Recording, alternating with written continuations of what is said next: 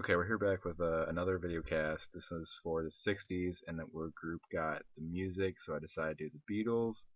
I could have easily done the entire album Revolver and how that's such an awesome example of musical technology, but I decided to do Tomorrow Never Knows specifically because it's probably my favorite song by them. And it introduced a lot of cool things. Let's go right. Okay, so the song was from Revolver, which I already mentioned, released in 1966. It's written primarily by John Lennon, also Paul McCartney. He adapted the lyrics from a book by Timothy Leary, who's a really awesome psychologist. I actually really appreciate. The song has a lot of Indian music influence, as you see George Harrison playing sitar. Sitar's on there. And fun fact, it's all a single chord in C. So the song consists of a tambura. That's this thing right here. Indian instrument, basically a bass. And that's kind of like the drone throughout. The drum pattern is very non-traditional. Ringo Starr, yeah. Lead sitar, all these examples of that Indian influence.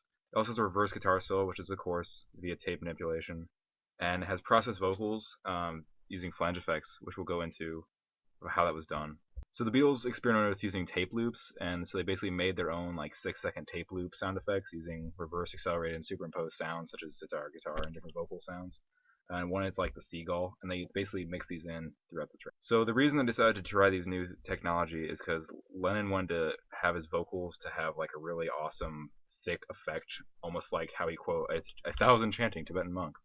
So he wanted a double track, but he refused to do separate takes, so they had to innovate with the automatic double tracking, and he also used a Leslie speaker to create a flange effect, which is one of the first uses of flange in ever recorded. So automatic double tracking was invented by the Beatles studio technician Ken Townsend, and it was the first time it was used in this song.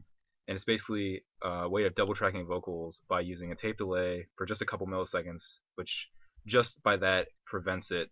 It simulates a chorus effect without the deviations that are typical from using multiple. And the other effect they use on the vocals is the Leslie speaker system, which is basically, it was invented by Donald Leslie in 1941. It's basically a combined amplifier and a loudspeaker, and it was the first time this was ever used for a vocal effect. It was originally created for the Hammond organ. And basically what it does is it modifies sounds by rotating the sound waves, and basically this thing spins around, producing different. And here's some bibliography, here's print source. I'm going to go right into about the remainder of the video to be spent to actually listen to the song. So hope you enjoyed this.